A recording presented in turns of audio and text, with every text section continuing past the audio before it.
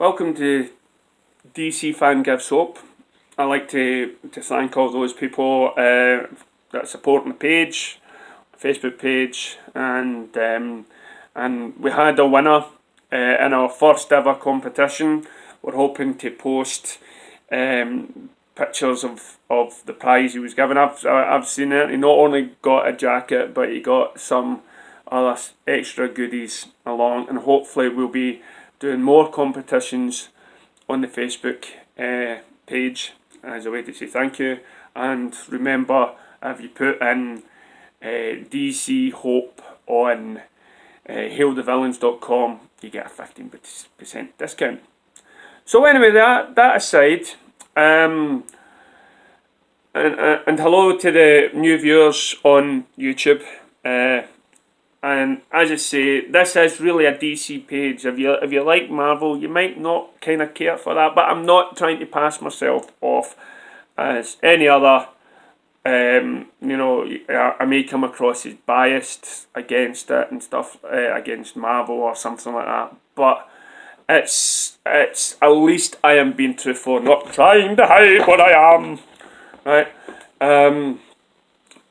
So as I say, I just came across a post, and it's one of these. I mean, these posts keep on occurring and reoccurring, and this particular one was why Civil War was better than BVS. Now I kind of choke at that. I laugh, and I says, what is it with these websites that are bringing up some old news? And when is it that because of box office intake or whatever that it's any better? So I firmly believe if they brought out the Ultimate Edition straight away, there would have been a different kettle of fish.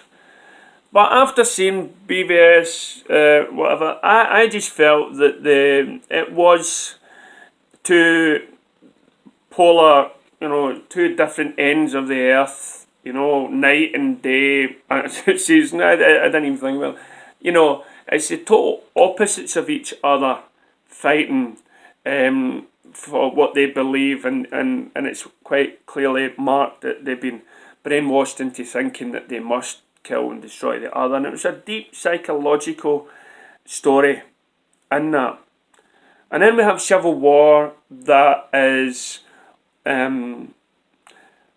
the idea was, and this is no word of a lie, it was actually inspired by BVS. The creators or the writers of the show wanted something different to put a wee bit edge on Marvel, and so they came up quickly with Civil War, which loosely had any sort of relation to the actual comic book story.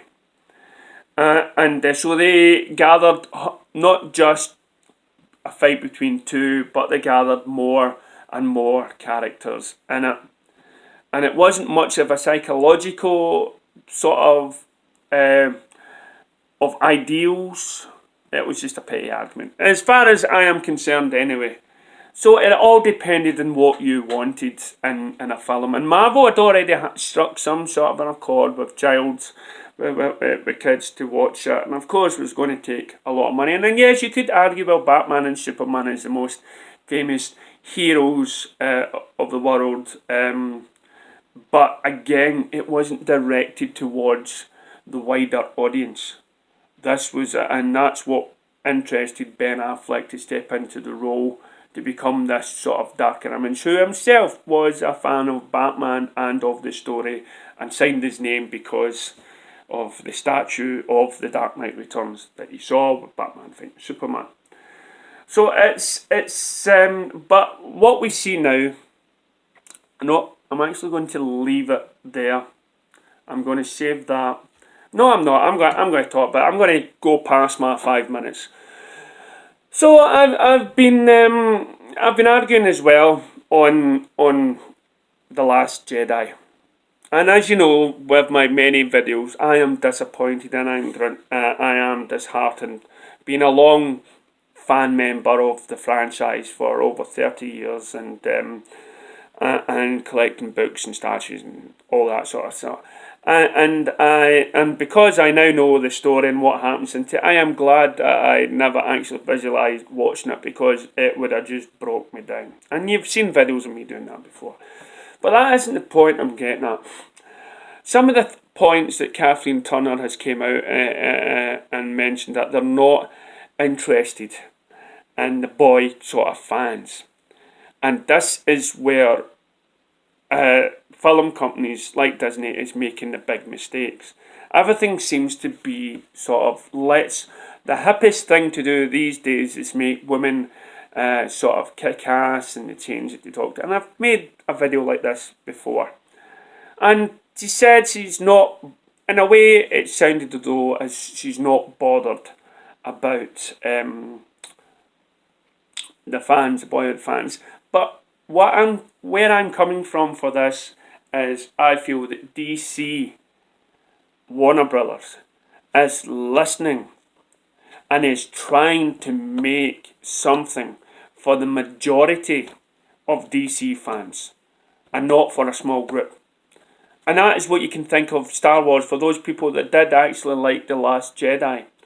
That is probably, yes, the small group. Maybe the ones that still haven't seen the original Star Wars, and believe me, I have met a lot of young kids that have not even heard of the original Star Wars.